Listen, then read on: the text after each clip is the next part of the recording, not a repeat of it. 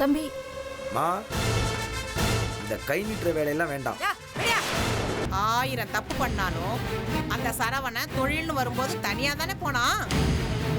அதே மாதிரி தனியா சுயமா தொழில் பண்ணாதானே ஓ புருஷனுக்கு கௌரவம்.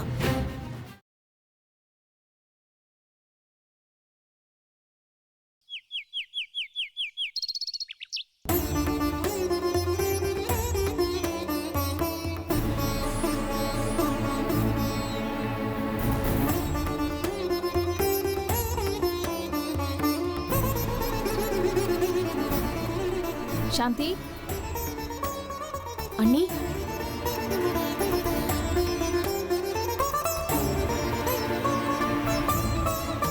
என்ன சாந்தி அவசரமா பேசணும்னு வர சொன்ன? என்ன விஷயம்? நீ வீட்டுக்கு வந்திருக்கலாம்ல. இல்ல அண்ணி, அங்க வச்சு பேச முடியாது, எல்லாரும் இருப்பாங்க. அதான் உங்களை இங்க வர சொன்னேன்.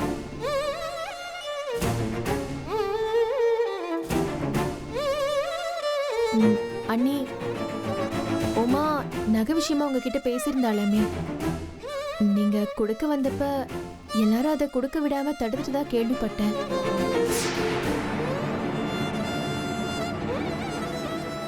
அம்மா எனக்கு கொடுத்த நகை போக மீதி இவளுக்கு தான் செய்யறோன்னு நீங்க ஏற்கனவே சொல்லியிருக்கீங்க.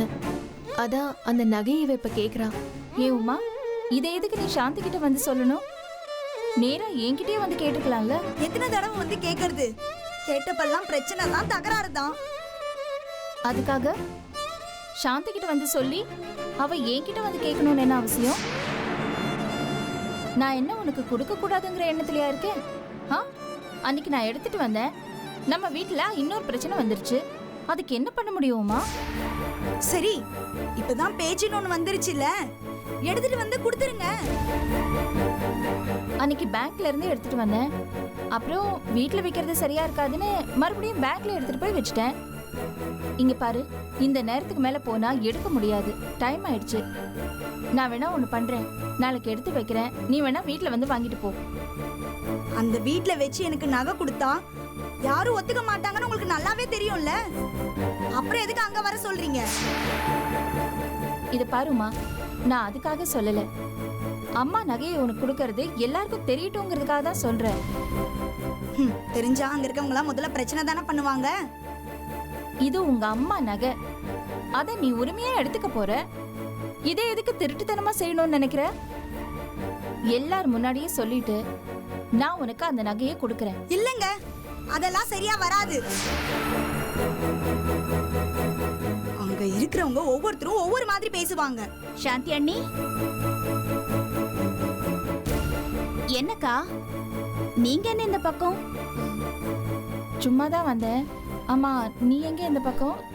சாந்தி அண்ணிய பார்த்து ரொம்ப நாள் ஆச்சா, அதான் பிள்ளைங்களையும் சாந்தி அண்ணியும் பார்த்துட்டு போலான்னு வந்தேன்.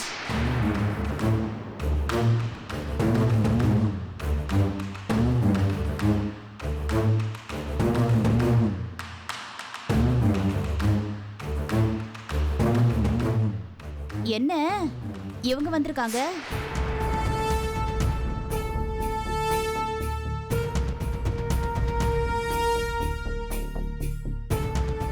என்னக்கா பேசாம இருக்கீங்க?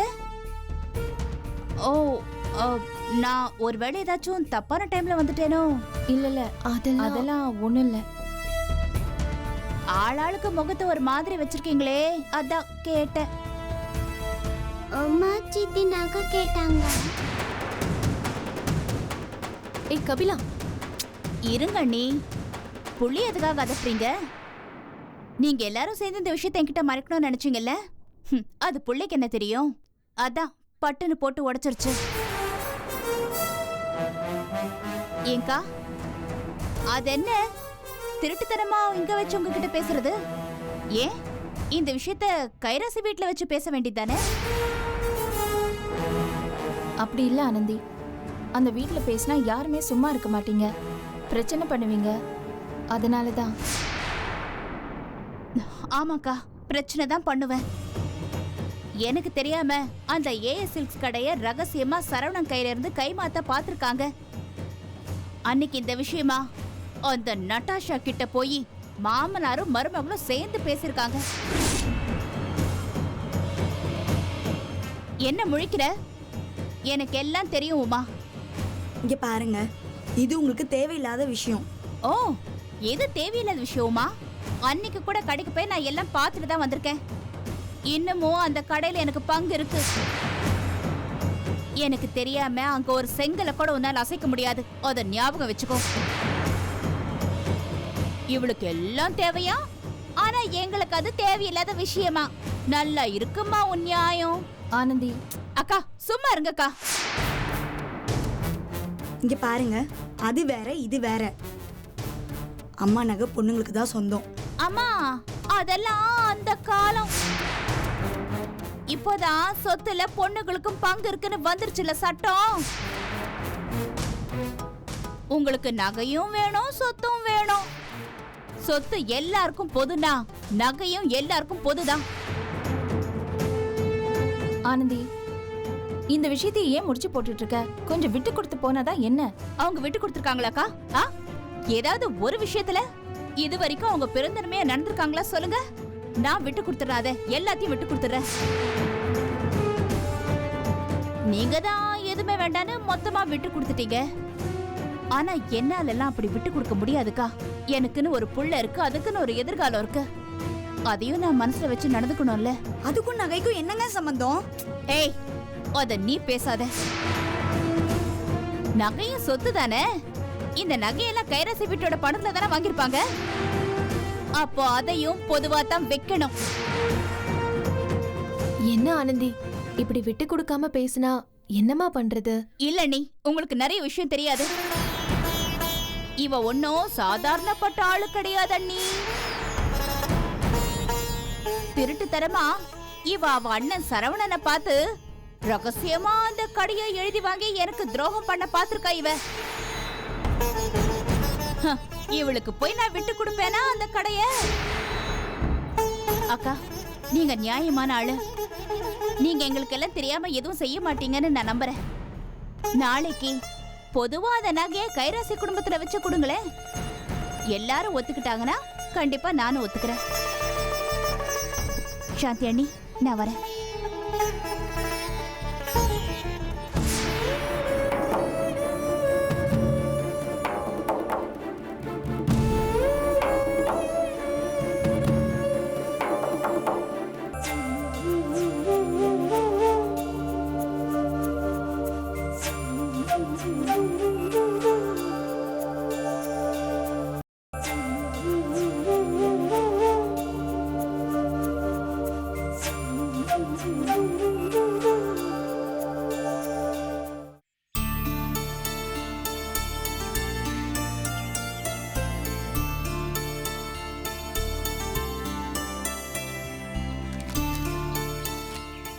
Hi dad.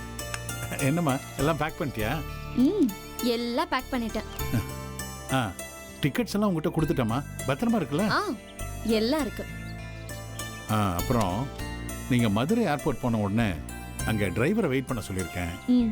அவர் உங்களை பிக்கப் பண்ணி கெஸ்ட் ஹவுஸ்ல கொண்டு போய் விட்டுருவார். ஓகே தானே? Okay dot. வரலாமா?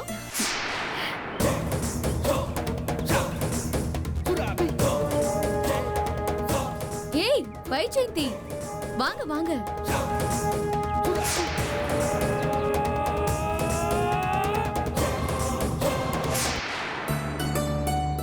நான் வருவேன் எதிர்பார்க்கலையோ? எல்லாரும் அப்படி பாக்குறீங்க. அதெல்லாம் ஒண்ணும் இல்லம்மா, உட்காருங்க. உட்காருங்க. இந்தாங்க. எதுக்கு வைஜெயந்தி இதெல்லாம்? பின்ன சொந்தக்காரங்களை பார்க்க வர்றப்போ வெறும் கையோட வர முடியும்?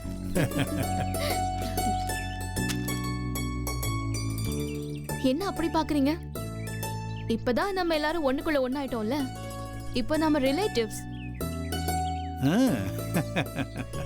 யார் ஏத்துக்கிட்டாலும் ஏத்துக்கலனாலும் இவ இப்போ கைராசி வீட்டு மருமக. அந்த உரிமையில தான் நான் இப்போ உங்களை பார்க்க வந்திருக்கேன். ரொம்ப தேங்க்ஸ்மா. நீ உங்க அப்பாவும் எங்களுக்கு ரொம்ப சப்போர்ட்டிவா இருக்கீங்க. அன்னைக்கு கோயிலுக்கு வந்திருந்தப்ப கூட நீங்க தான் என்கிட்ட ரொம்ப நல்லா பேசுனீங்க. நாங்க எப்பவுமே நியாயமா தான் நடந்துப்போம். அது சரவணனுக்கே நல்லா தெரியும்.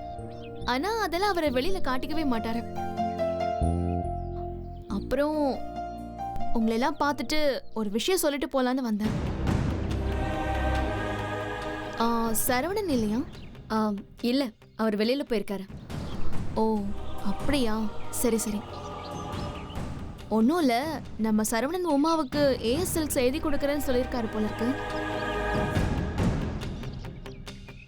அதை வச்சுக்கிட்டு அந்த கைராசி வீட்ல ஒரு பிரளயமே வெடிக்குது. அந்த உமா கைராசி வீட்லயும் சொத்து கேக்குறா, பத்தாததுக்கு அந்த கடையுமே கேக்குறா. அந்த ஆனந்தி என்னடானா ஏஎஸ் சில்க்ஸ்க்கு நான் தான் ஓனரு, என்ன கேட்காம யாரும் எதுவும் செய்யக்கூடாதுன்னு வானத்துக்கும் பூமிக்கும் குதிக்கிறா. இதெல்லாம் உங்களுக்கு தெரியுமோ தெரியாதோ, அதான் நீங்களும் எல்லாத்தையும் தெரிஞ்சுக்கணும் தான் சொல்லிட்டு போலான்னு வந்தேன். ஆமா, சரவணனுக்கு தான் அந்த கைராசி வீட்டுல சம பங்கு இருக்குல்ல, அப்புறம் எதுக்கு அவர் அமைதியா இருக்காரு? ஏதாவது பிரச்சனை பண்ணி அவர் பங்கு அவர் வாங்க வேண்டியதுதானே? வேற ஒண்ணும் வேண்டாம், எங்களுக்கு சப்போர்ட்டா சரவணன் இருந்தாலே போதும், நாங்க பாத்துக்கிறோம். என்ன எல்லாம் அப்படி பாக்குறீங்க? நாங்க அந்த பாரம்பரிய கடையை கேட்டோமா, ஆனா அதெல்லாம் எங்களுக்கு கொடுக்காம அதை தூக்கி அந்த சண்முகத்துக்கு கொடுத்துட்டாங்க. அது மட்டும் என் கைக்கு வந்திருந்தா சரவணன் நாங்க பலமா கவனிச்சிருப்போம். இங்க பாருங்க, எனக்கு ஏகப்பட்ட சொத்து இருக்கு, உங்களுக்கு எங்க அப்பாவை பத்தி நல்லாவே தெரியும். எனக்கு இந்த காசு பணத்து மேலாம் பெருசா ஆசையே இல்லை. ஆனா தன்மானம் கௌரவம் எல்லாம் முக்கியம். அதுக்கு தான் அந்த பாரம்பரிய கடையை நான் கேக்குறேன். அது செய்ய மாட்டேங்கிறாங்களே. சரி, எங்களுக்கு கொடுக்க வேண்டாம், அட்லீஸ்ட் சரவணனுக்கு கொடுத்திருந்தாலாவது நாங்க சந்தோஷப்பட்டிருப்போம். சரவண நல்ல மூலக்காரரு, கடையை நல்லா டெவலப் பண்ணுவாரு. ஆனா அவங்க அதையும் செய்யல, மொத்தமா தூக்கி அந்த சிடுமூஞ்சி சண்முகத்து கையில கொடுத்துட்டாங்க. அந்த ஆளு நம்மள பார்த்தாலே எரிஞ்சு விடுறாரு. அந்த ஆளாவது முதலாளி மாதிரி நடந்துக்கிட்டா பரவாயில்ல, ஆனா அதுவும் கிடையாது. ஏதோ வேலைக்கு வச்ச கணக்கு புள்ள மாதிரி அந்த கடைக்கு தினமும் போறதும் வரதுமா இருக்காரு. எப்படியோ விடுங்க, சிவஞானம் மீனாட்சி அவங்களுக்கு என்ன தேவையோ அதை சாதுரியமா நடத்திக்கிறாங்க. அதுக்காக நம்ம இப்படியே விட்டா நம்ம தலையில ஏறி மிதிச்சு போயிட்டே இருப்பாங்க அவங்க. அதுக்கப்புறம் அந்த கைராசி சில்க்ஸ் நம்ம கைக்கு வரவே வராது. அதுக்கு தான் சொல்றேன், உங்ககிட்ட சரவணன் கிட்ட கொஞ்சம் எடுத்து சொல்லுங்க, அவர் பங்கு வேணும்னு உறுதியா நிக்க சொல்லுங்க. ரொம்ப தேங்க்ஸுங்க, எங்களுக்காக இவ்வளவு தூரம் வந்து அட்வைஸ் பண்றீங்க. நான் முதல்ல இதெல்லாம் வேண்டான்னு தான் நினைச்சேன், ஆனா நீங்க இப்ப வந்து பேசுறத பார்த்தா எனக்கு நீங்க சொல்றதெல்லாம் சரிதான் தோணுது. நானும் கைராசி குடும்பத்தோட மருமகதாங்கிற தாட் வருது. நீங்க சிட்டிலேயே பிறந்து வளர்ந்தவங்க, அதனால உங்களுக்கு கைராசி குடும்பத்தை பத்தி தெரிஞ்சிருக்க வாய்ப்பு இல்ல. காஞ்சிபுரத்துல கைராசி குடும்பம்னா அவ்வளோ மரியாதை. நீங்க எங்க குடும்ப மருமகளானதுக்கு நிச்சயமா பெருமைப்படணுங்க. உண்மைய சொல்லணும்னா கைராசி குடும்பத்துக்கு மருமகளாக உங்களுக்கு தாங்க எல்லா தகுதியும் இருக்கு. அந்த ஆனந்தி மாதிரி பரதேசிங்கெல்லாம் அந்த வீட்டு மருமகன்னு சொல்லி தெரிஞ்சுக்கிட்டு இருக்குங்க. உங்களை மாதிரி படிச்சவங்க, அழகானவங்க, திறமையானவங்க, எவ்வளவு அடக்கமா இருக்கீங்க. நீங்க தாங்க அந்த வீட்டுக்கு பொருத்தமான மருமக. என்ன கேட்டா நீங்களும் அந்த வீட்டுக்கு வந்து இருக்கிறதா சரி. அட்லீஸ்ட் அப்பப்பயாவது வரணும், அங்க ஏதாவது விசேஷம்னா அதுல கலந்துக்கணும். இன்னும் சொல்லணும்னா அது உங்க மாமியார் வீடுங்க. உங்க வாழ்க்கை நல்லபடியா அமைய அது நிச்சயம் ராசியா இருக்கும். அப்பப்ப வாங்க, நான் இருக்கேன் உங்களை பாத்துக்க. ரொம்ப தேங்க்ஸ்மா, நீ இவ்வளவு தூரம் பேசுறது கேட்கும்போது ரொம்ப சந்தோஷமா இருக்குமா. இதுல என்ன அங்கிள் இருக்கு, எனக்கு மனசுல எந்தவித கல்மிஷமும் கிடையாது. உங்களை மாதிரி நல்லவங்க கூட ஃப்ரெண்டா இருக்கணும்னு ஆசைப்படுவேன், அவ்வளவுதான். நீங்க அங்க வந்தா நான் உங்களுக்கு நிச்சயமா சப்போர்ட்டா இருப்பேன், அத மனசுல வச்சுக்கோங்க. அதே மாதிரி சரவணன் கிட்டயும் கொஞ்சம் சீக்கிரமா இந்த சொத்து விஷயத்துல ஏதாவது செய்ய சொல்லுங்க, இல்லனா எல்லாமே போயிடும். சரிம்மா, நிச்சயமா சொல்றேன். நாளைக்கு நடாஷாவும் சரவணனும் கொடைக்கானல் போறாங்க, போயிட்டு வரட்டும். அதுக்கப்புறம் அவங்ககிட்ட சொல்லி ஏதாவது செய்ய சொல்றேன். ஓ அப்படியா, ரொம்ப சந்தோஷம். ஹனிமூனா? Very good very good, all the best. நல்லபடியா போயிட்டு வாங்க. ஆனா அங்கிள் இதை விட்டுறாதீங்க. அந்த ஆனந்தி ஆடுற ஆட்டம் கொஞ்சம் நஞ்சம் இல்ல. சொத்தெல்லாம் அவளுக்கு தான், வீடும் அவளுக்கு தான்னு ஓவரா பேசுறா, ஓவரா நடந்துக்கிறா. புருஷன் நம்மளை விட்டு போயிட்டானே, என்ன பண்றதுங்கிற ஒரு கவலை துளி கூட அவகிட்ட இல்ல. அவ நடை என்ன, திமிர் என்ன, பேச்சு என்ன. உண்மைய சொல்லணும்னா அவளுக்கு சரவணனை பத்தி எந்த கவலையும் இல்ல. சொத்து மேலதான் அவ்வளோ குறி. அதுக்குதான் அந்த எருமை எல்லா வேலையும் பண்ணிட்டு இருக்கு. அவ கொட்டத்தை அடக்கணும்னா சரவணன் ஸ்ட்ராங்கா இருக்கணும். நீங்க சரவணன் வந்ததும் சொல்லுங்க, ஊருக்கு போயிட்டு வந்ததும் ஒரு நல்ல முடிவா எடுங்க. சரி சரி அங்கிள், அப்ப நான் கிளம்புறேன். என்னம்மா எதுவும் சாப்பிடாம போனா எப்படி? என்ன ஆண்டி, நமக்குள்ள என்ன ஃபார்மாலிட்டிஸ்லாம்? நம்ம தான் நல்லா நெருக்கமாயிட்டோமே. நெக்ஸ்ட் டைம் கண்டிப்பா விருந்து சாப்பிடுற மாதிரியே வரேன். வரேன் ஆண்டி, வரேன். சரிம்மா. நல்லபடியா ஊருக்கு போயிட்டு வாங்க. அந்த வீட்டுக்கு வரத பத்தி கொஞ்சம் யோசனை பண்ணுங்க. என்ன? வரேன்.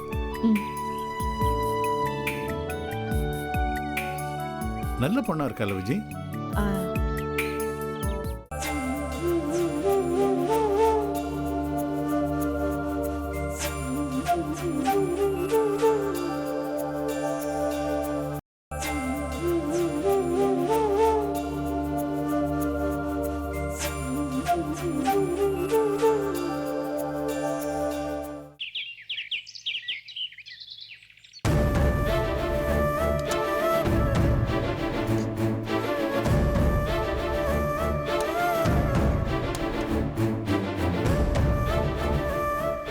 எனக்கு இருந்தாலும் இதை உமாக்கு கொடுக்க வேண்டியதுதான்.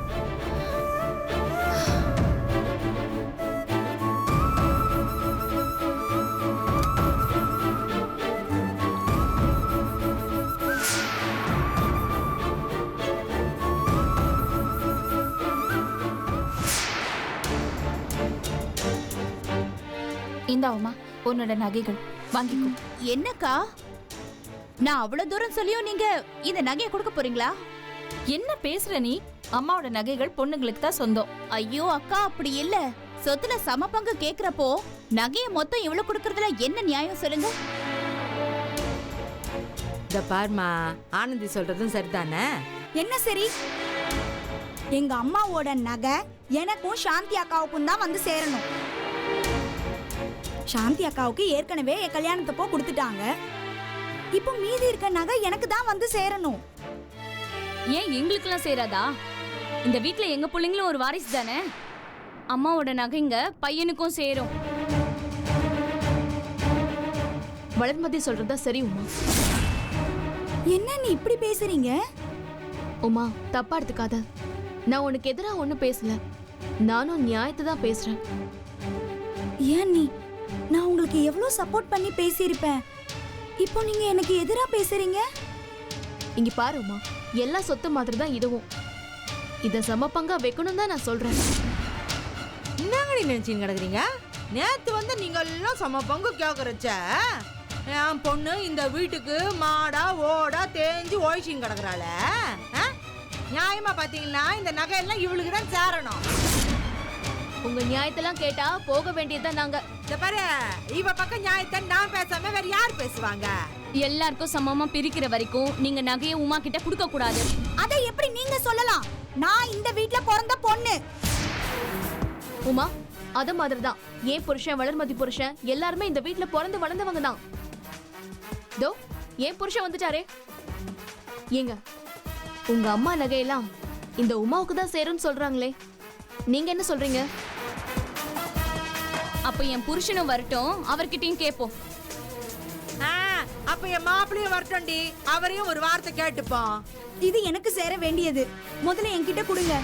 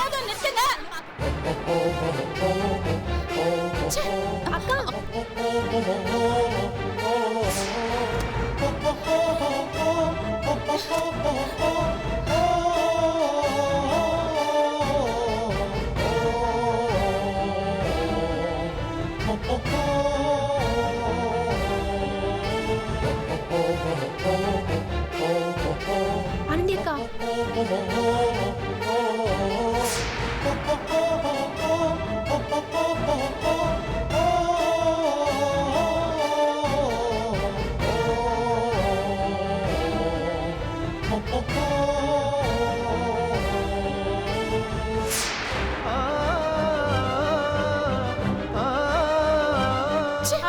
ஐயோ மடி, மடி, என்னாச்சு? ஐயோ, கடவுளே, மடி, நில்லுங்கக்கா. பாரு, எங்கம்மா போற? அக்கா, இங்க பாரும்மா, எங்கம்மா போற? ஐயோ. மடி, மடி, என்னாச்சு? ஐயோ, எங்க போறேன்னு தெரியலையே.